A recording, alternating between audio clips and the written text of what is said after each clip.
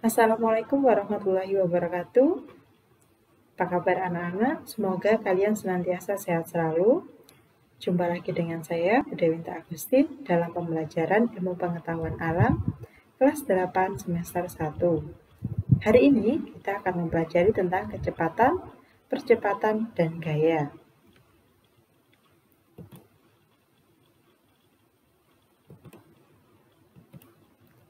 Sebelum itu, kita sedikit membahas materi yang sebelumnya, yaitu tentang perpindahan.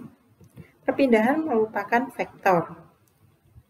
Perpindahan adalah perubahan kedudukan benda dalam selang waktu tertentu, tergantung dari sistem koordinat. Misalnya, A akan berpindah ke posisi B. Maka, perpindahannya adalah delta X sama dengan X2 dikurangi X1, yaitu titik tujuan dikurangi dengan titik awalnya tadi. Catatan bahwa jarak merupakan besaran skalar. Jarak merupakan panjang lintasan sesungguhnya yang ditempuh oleh benda. Misal, si A bergerak dari posisi A ke B sejauh 5 meter. Kemudian kembali lagi ke posisi A. Nah, benda yang bergerak dari A ke B yaitu 5 meter dan kembali lagi ke posisi A 5 meter juga jaraknya. Perpindahannya adalah 0. Kok bisa? Karena apa? Titik awalnya adalah di A, dia kembali lagi ke A. Maka dikatakan dia tidak mengalami perpindahan. Namun, jarak yang dia tempuh berapa? Nah, yaitu 5 meter dari A ke B ditambah dengan 5 meter dari B ke A. Sehingga jarak yang ditempuh adalah 10 meter. Kelajuan adalah besarnya jarak yang ditempuh oleh suatu benda yang bergerak dalam tiap satuan waktu. Persamaannya yaitu V sama dengan S per T. V adalah kelajuan, satuannya adalah meter per sekon,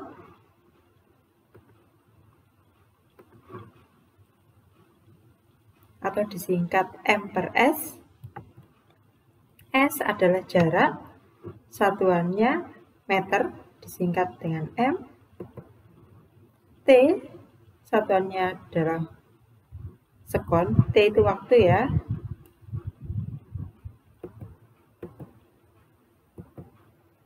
Kelajuan tetap atau konstan ialah kelajuan gerak suatu benda di mana tiap bagian jarak itu ditempuh dalam waktu yang sama. Nah, ini misal ada benda yang bergerak ini ya, jaraknya sama. Kita lihat grafiknya, posisinya dia berubah semakin jauh. Tapi dia menggunakan kecepatan yang sama, yaitu 10. Karena kecepatannya tetap, maka percepatannya adalah 0. Nah, itu dikatakan suatu benda mengalami kelajuan tetap atau konstan. Biasanya kelajuan tetap atau konstan hanya bisa terjadi dalam waktu sesaat. Maka dari itu, laju tetap ini sering disebut dengan laju sesaat.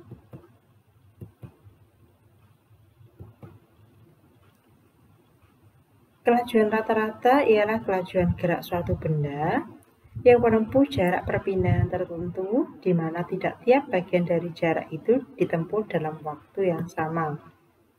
Untuk kelajuan rata-rata, berlaku persamaan V sama dengan sigma S per sigma T. Sigma S adalah jumlah jarak tempuh, satuannya meter. Sigma T adalah jumlah waktu tempuh. V adalah kelajuan rata-rata, satuannya meter per sekon. Kelajuan berbeda dengan kecepatan. Kalau kelajuan itu termasuk dalam besaran skalar, yaitu hanya memiliki nilai besar dan satuan.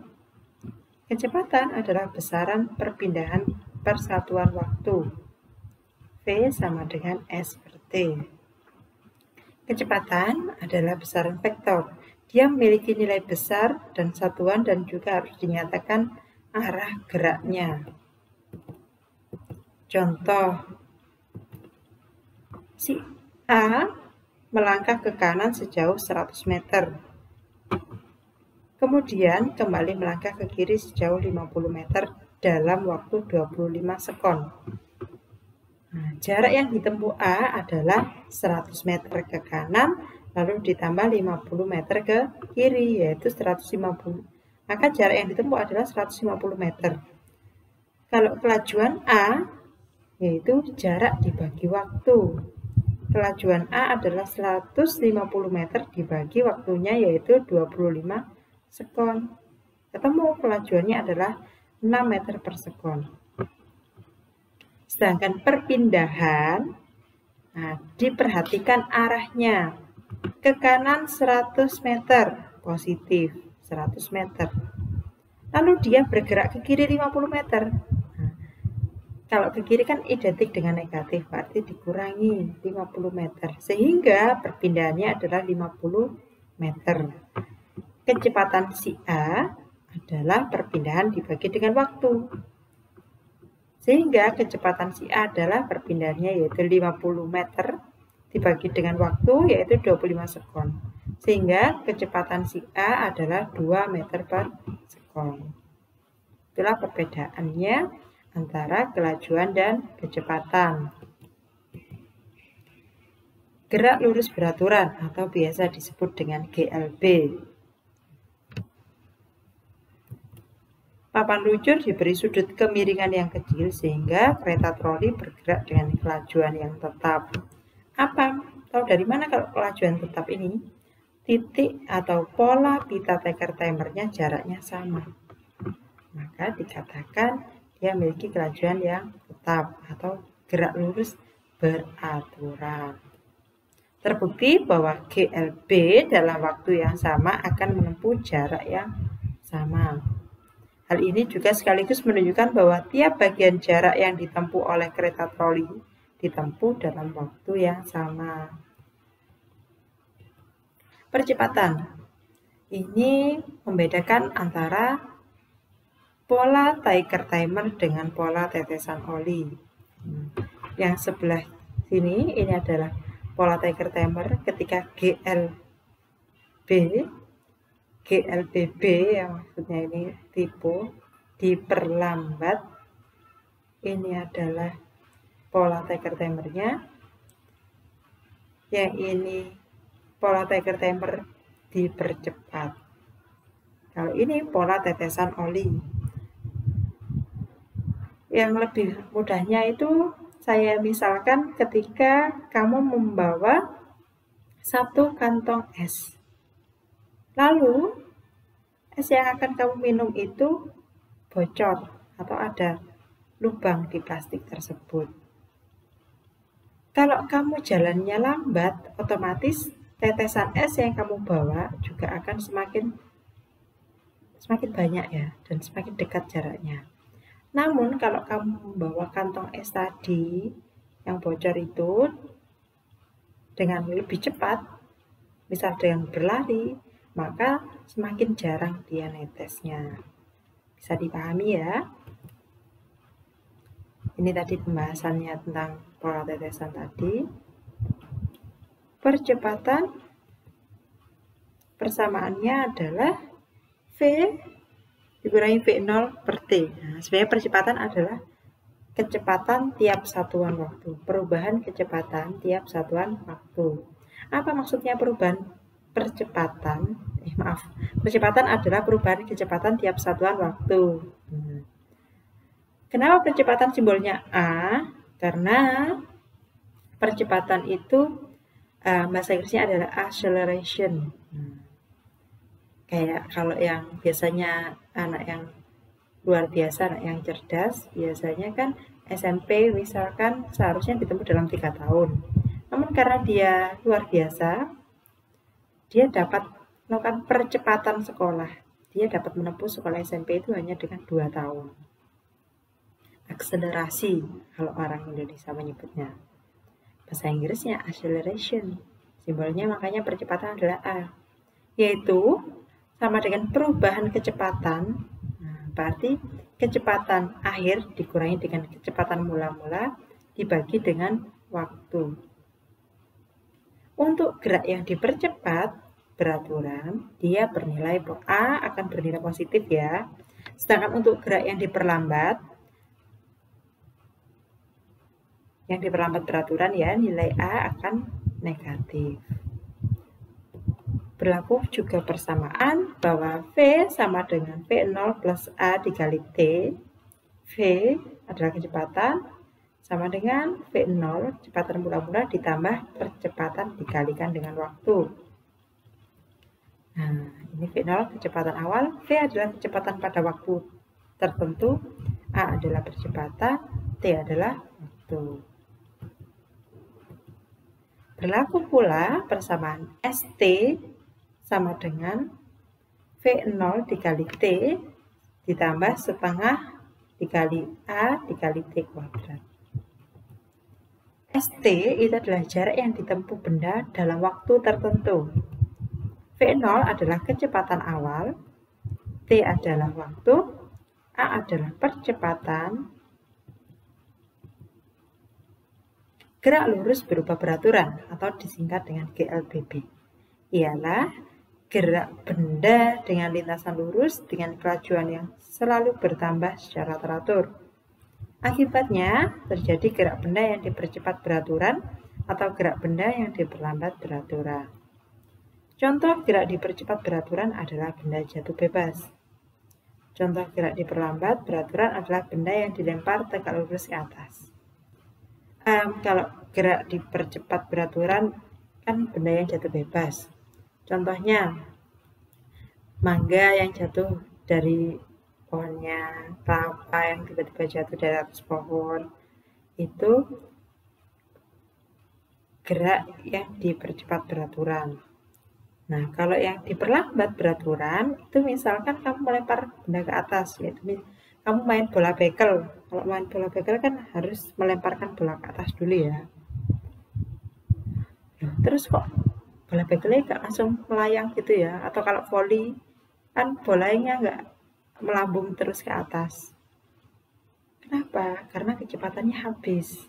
V0-nya dia akan kamu dorong, kecepatan awalnya besar, namun semakin ke atas kecepatannya akan semakin berkurang. Hingga pada suatu titik tertentu kecepatannya habis, sepersekian detik benda itu akan berhenti. Dan karena dipengaruhi oleh gaya gravitasi bumi, benda itu akan kembali jatuh menuju ke arah pusat bumi. Contoh, saat mendekati lampu lalu lintas, mobil yang awalnya bergerak dengan kecepatan 72 km per jam atau 20 meter per sekon diperlambat hingga 0 km per jam dalam selang waktu 5 sekon dengan proses perubahan seperti pada tabel 1.2. V0 adalah kecepatan mula-mula. Nah, di sini pada saat mau berangkat kecepatannya adalah 20 meter per sekon. Namun pada detik kelima, karena semakin lama kecepatannya berkurang ya, pada detik kelima kecepatannya menjadi 0. Kita analisis bersama. Diketahui mobil yang awalnya bergerak dengan kecepatan 72 km per jam, kecepatan awal. Berarti V0 diketahui V0 72 km per jam. Itu sama dengan 20 meter per sekon. Ada yang tahu gimana caranya 72 km per jam itu bisa sama 20 meter per sekon? Tahu ya? Kalau belum, nanti kita bahas. Diperlambat hingga 0 km per jam, berarti kecepatan akhirnya Vt sama dengan 0 km per jam, sama dengan 0 meter per sekon. Dalam selang waktu 5 sekon atau 5 detik, berarti delta T sama dengan 5 sekon. Oke, sedikit kita bahas, kok bisa 72 km per jam itu sama dengan 72 km per 1 jam.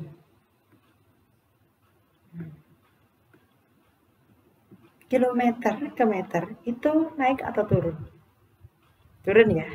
Kalau turun dikali atau dibagi?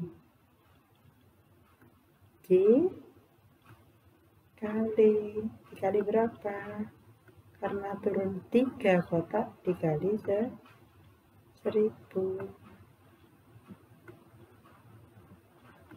dibagi 60 menit ya, dalam 1 jam itu 60 menit. Padahal yang diminta ini adalah sekon. 72 kali 1000 adalah 72.000 dibagi 60 menit. Padahal 1 menit ada berapa detik? Nah, betul. 1 menit ada 60 detik. Kalau ada 60 menit, berarti 60 dikali dengan 60. Nah, sama dengan 72.000 dibagi 6 kali 6, 36 ya. 0-nya ada 2. 36 coret 72. Ini ada 2.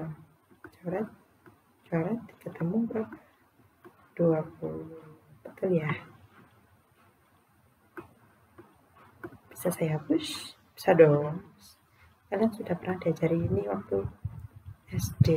Matematika juga ada ini.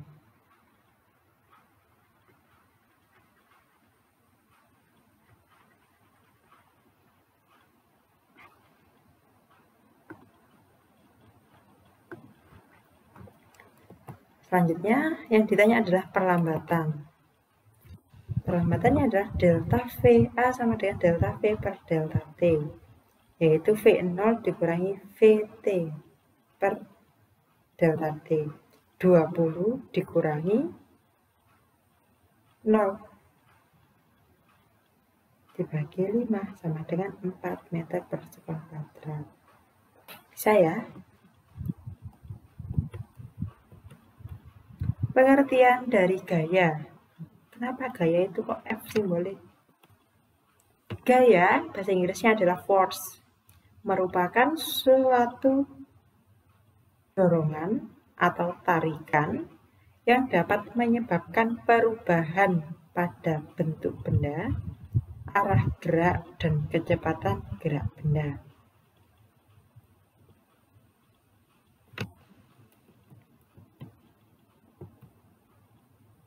Melukis gaya maksudnya menggambarkan dari sebuah gaya. Misal ada gaya sebesar 100 Newton dengan arah ke kanan. Jika tiap 1 cm itu mewakili 10 Newton besar gaya, maka gaya sebesar 100 Newton dengan arah ke kanan tersebut dapat dilukis seperti di bawah ini. Kalau 1 cm itu 10 Newton. Nah, kalau dia ada 100 Newton, nah, ini dapat dilukiskan kayak seperti ini. Ada garis lurus yang ada panahnya. F, gaya. Gaya diberi lambang huruf F. Titik A adalah pangkal gaya yang merupakan titik tangkap gaya. Mengukur gaya tiap satuan besaran gaya. Satuan besaran gaya dalam satuan internasional, SI itu adalah satuan internasional ya, adalah Newton, disingkat dengan huruf besar N. 1 Newton itu sama dengan 10 pangkat 5 Dan. Definisi 1 Newton atau 1 Dan. 1 Newton per Dan adalah besar gaya yang dapat memberikan percepatan sebesar 1 meter per sekon kuadrat atau 1 cm per sekon kuadrat pada benda yang masanya 1 kg atau 1 gram.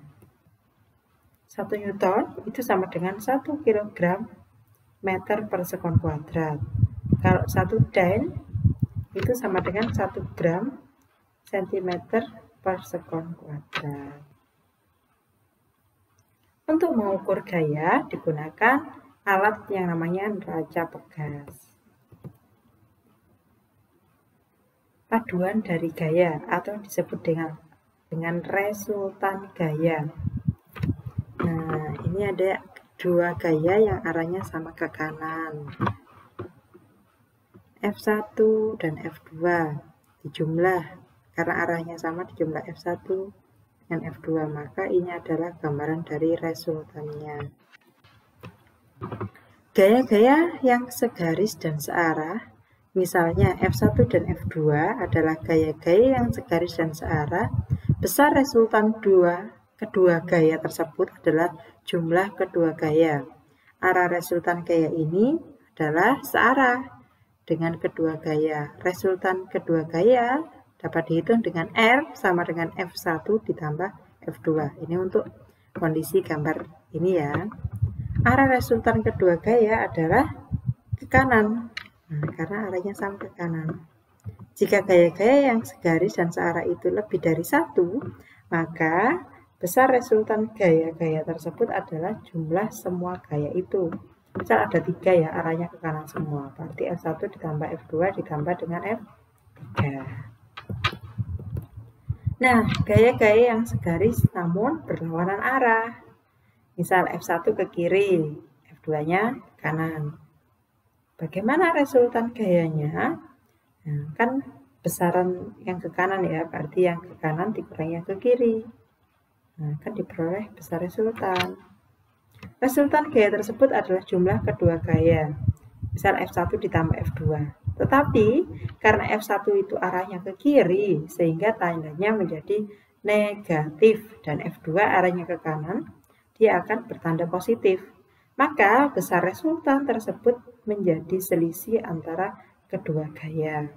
Kebetulan arah resultan gaya R searah dengan F2, yaitu ke kanan. Sehingga tandanya positif.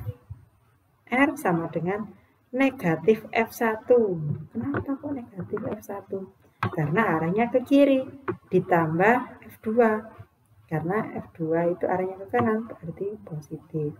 Atau bisa juga persamaannya ditulis dengan R sama dengan, karena besar F2 ke kanan ya, F2 dikurangi dengan F1. Boleh. Contoh, ini ada sebuah mobil, awalnya didorong oleh 1 orang sebesar 400 Newton. Terus didorong lagi 600 Newton. Ada 3 orang akhirnya yang dorong. Kita analisis. Diketahui F1 yaitu 600 Newton arahnya ke kanan, positif ya. F2 arahnya ke kanan sebesar 500 Newton, positif juga. F3 ada di sebelah kiri balok, namun perhatikan arah panahnya. Arah panahnya sama-sama ke kanan. Maka F3 sebesar 400 Newton, dia juga bernilai positif. Yang ditanyakan adalah berapa resultan gaya? Jawabnya adalah F1 ditambah F2 ditambah F3. R sama dengan 600 Newton ditambah 500 tambah 400 Newton. Sehingga besar resultan gaya dari ketiga orang yang mendorong mobil adalah 1500 Newton. Perhatikan nanti kalau kalian mengerjakan tugas dari saya juga harus ada diketahui, ditanya, dan dijawab. Oke, seperti ini ya formatnya. Oke, kita analisis bersama. Soal berikutnya, ada sebuah balok. Dia dikenai oleh 3 buah gaya. Ada 60 Newton, 105, dan 100 Newton. Oke, kita tulis diikat.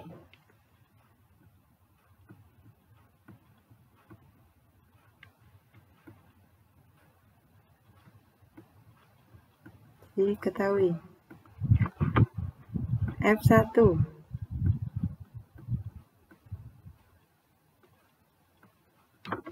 60 Newton.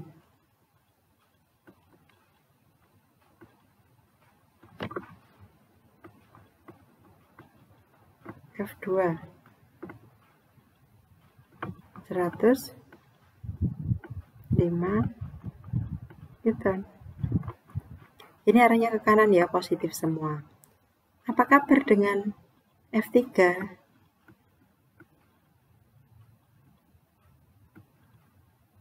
F3 dia 100 Newton.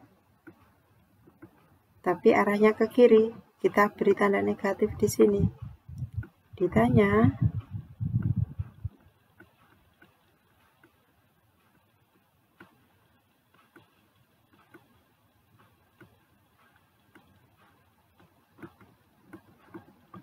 apa yang ditanyakan? Yaitu resultan. Jawab.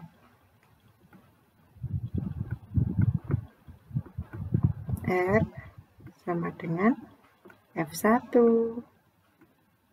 ditambah dengan F2,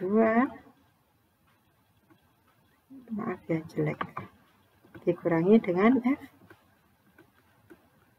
F3, yaitu sama dengan 60 Newton ditambah 105 Newton dikurangi 100 Newton. Totalnya berapa? 60 tambah 105, 165 dikurangi 100, berarti 65 Newton. Bisa ya?